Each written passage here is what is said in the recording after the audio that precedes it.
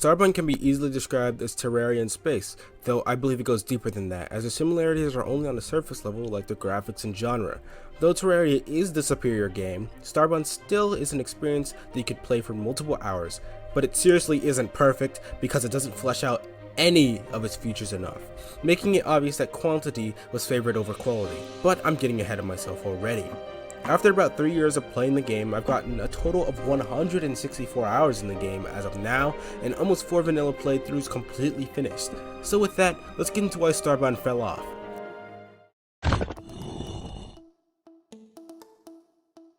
Starbound is an enjoyable experience on a surface level, most evident on a first time playthrough. Visuals are great and the art style is nice, pretty much everything is randomly generated down to the enemies and weapons. The animation is nice, the combat is quick and engaging, guns are my personal favorites by the way, since they are low damage in range, meaning that positioning matters a lot, so you have to outmaneuver your enemies, which is really fun to me. My personal favorite weapons to use are swords and whips because of their high damage and combo potential, plus there's a good bit of potential combinations of weapons you could have fun with. My favorite's the hammer. You're stupid. Combat's probably one of the best parts of the game in our opinion. Other stuff that's obviously important like crew building, colony building, and the music are obviously good too. But as stated, none of these features are fleshed out, and in fact, no feature in Starbound is fleshed out.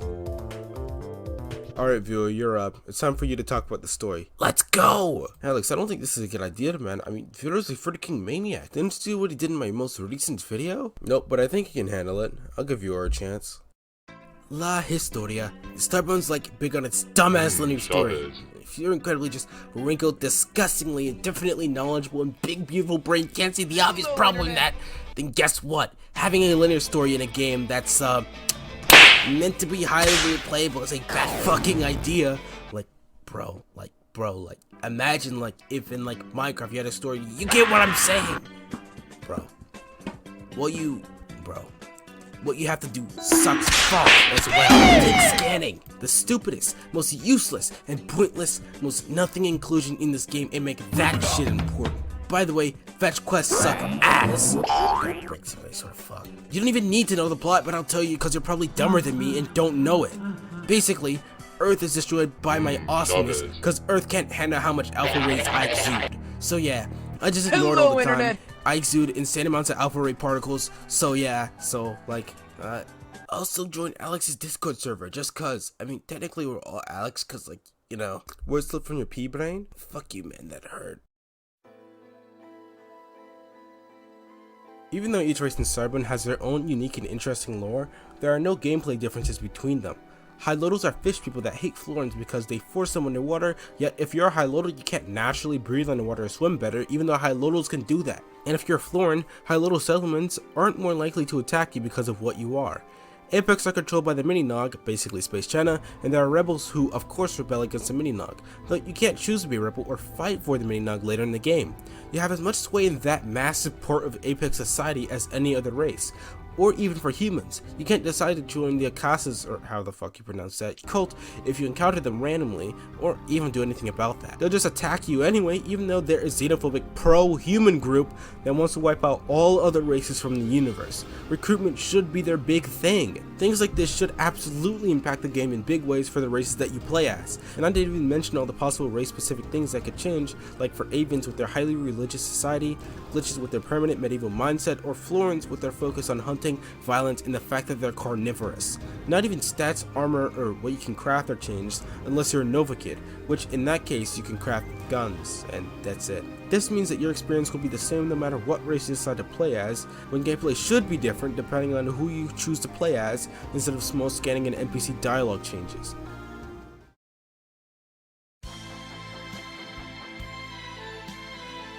There are multiple solar systems in Starbound with different sets of planets that are also all different from each other. And I'd say that there are enough solar systems for you to explore, it's just that the variety of which you find in those systems are limited. Planets have different NPCs and they always have different environments. It's just that when playing them, they feel reused. The Generation, for example, is almost always mountainous and annoying to maneuver unless you have a spiky ball touch, and you can almost always find always a glitch apex or floor settlement on all different planets. So don't be surprised when you see a floating settlement on a volcanic world where fire rains down and destroys the settlement right in front of your eyes. Structures aren't randomly generated either, so you'll be seeing the same stuff built on different planets every once in a while, which really hurts the wonder of exploring. Oh wow, I found the exact same high little settlement again.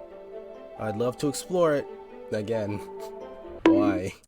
I thought it's probably something you'd better get used to saying when you really start to explore. EVPs also hurt the enjoyment they had while playing. I mean, I get it that it has to be a roadblock, so you can't just immediately get Solaranium or Dirt Steel, but come on, there's just one back slot. They could have gotten creative with different back accessories, but they just don't. Caves are also pretty annoying to exist in. I mean, it's always dark because you probably have an EPP on and you can't use Explorer Lanterns, so you're just straight out of luck unless you craft or just have yellow stims.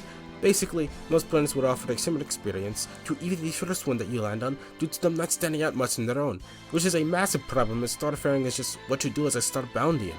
Yeah, I said Starboundian. Don't make fun of me, please. Oh, look at me, I'm really generated. You aren't special. Well, Starbound, look, nice job and all making NPCs that just look different. Like, that's cool, I guess, but there are like 4 of the same different enemy AIs on every planet, and the only difference is they look different. Is that supposed to satisfy me? Oh yeah, you know I'm good. Not some little pussy who's okay with anything thrown at me. I don't want to fight the same goddamn enemies on every single planet I step foot on, alright? How about you make like 40 different enemy types and have only like 3 to 5 of them appear per world? That way, there'd be a lot more variation for what you're fighting, but whoopsie, I forgot the Starbound devs are stupider than me. Honestly, who isn't? Outside of the inferior species, the ones equal to humanity aren't that fun to fight either. You're really fucking strong in Starbound for some reason.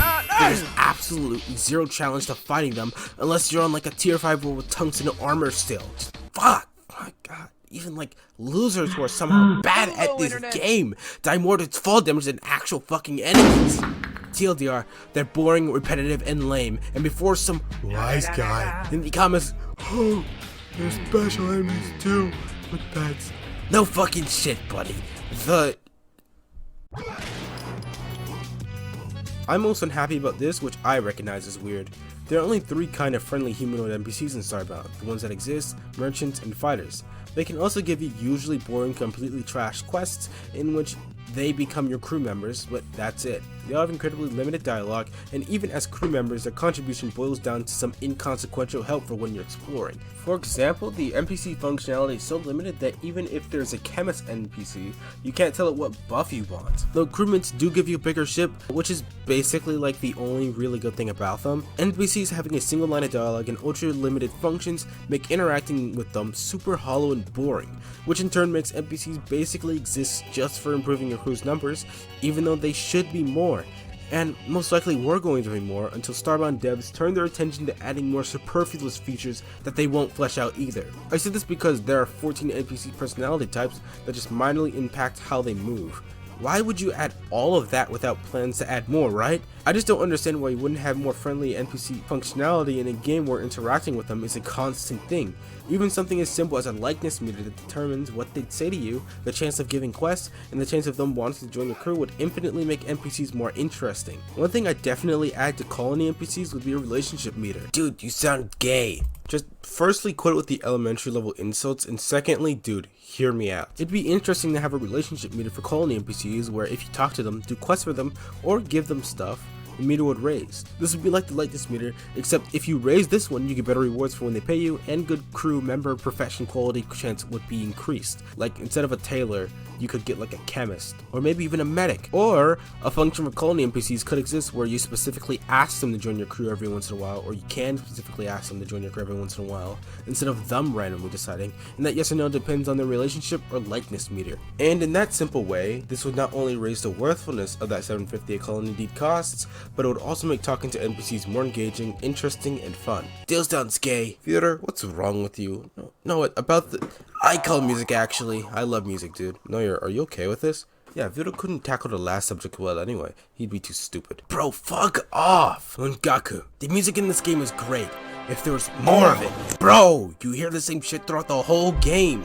Orchestra music is beautiful and all, only dumbass would disagree with it, but oh my god, make different kinds of music! At least it's good enough to listen to outside of the actual game. But more music like Lava 1, which should be playing now, would be appreciated instead of hearing your robot 50 billion times over.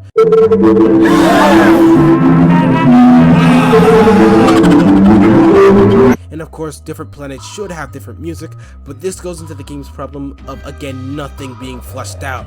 If the fucking wildlife, terrain generation, and NPCs you find are derivative on all planets, then why wouldn't the music be?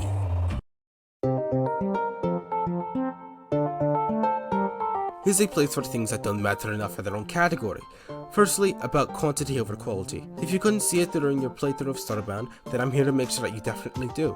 Bug catching in Starbound boils down to catching the same race skin bugs. Fossil hunting serves no purpose, mechs just exist, the dread ring thing goes nowhere, most techs are totally pointless like multi-jump and air dash, and weapons. Oh, weapons.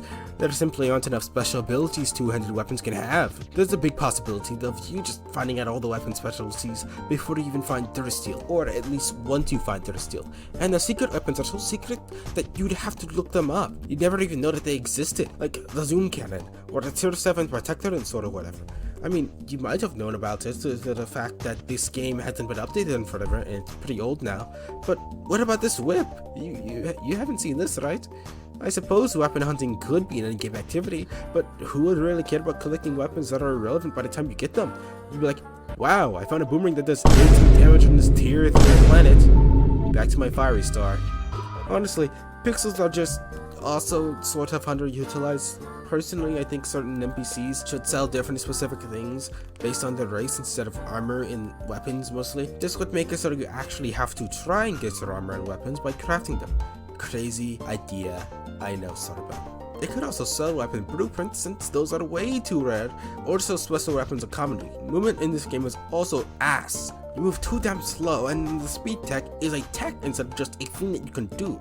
Annoying, right? Something more annoying is jumping. You feel like you're moving on ice every time you move in the air. Like, yeah, I shouldn't have that much sway in how I move when I'm airborne, but come on.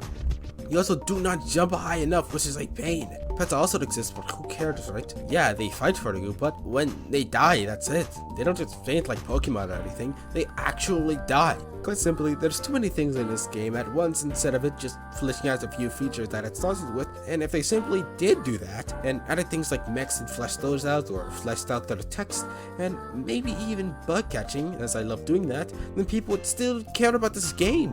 Starbound fell off because it doesn't do anything very well, and almost everything it has is beat up by other games. Minecraft has a vast, nearly infinite world that you can explore. Terraria has its classes and hyper-focus on quick, varied, engaging combat, and Starbound has space, but not doing anything especially well. By fleshing out what it has, it ends up having a ton of things that you can do for a short bit until you explore it all, and once you explore everything that you can do, there's no reason to come back to it. So basically, Starbound fell off because it's a flat game. There ain't nothing deep here. But I still support Starbound, and I'm willing until I get bored of it again and come back to it after like 5 years. Do I recommend Starbound? Yeah, actually it's a good and fun experience, just a very flawed one once you're done with it. I don't. Whenever I play a game I need fine replay value, and this one screws it! Do not play this game solo expecting to come back to it a million times. What he said. So yeah, I hope you enjoyed this video. Very experimental, yada yada. Probably won't make another one like this. Alright, probably will because it's wintering Misc. Go ahead and subscribe because this video took me ages to make because of all the different editing styles, of writing and other stuff. Join my Discord server and follow my Instagram. I'll see you in the next video where I might talk about Core Keeper or something. Like, I don't know right now. You'll see. I'll make like a community post about it. So yeah, join my Discord server, talk to me, whatever, blah blah blah. It's the end of the video. Probably already clicked off.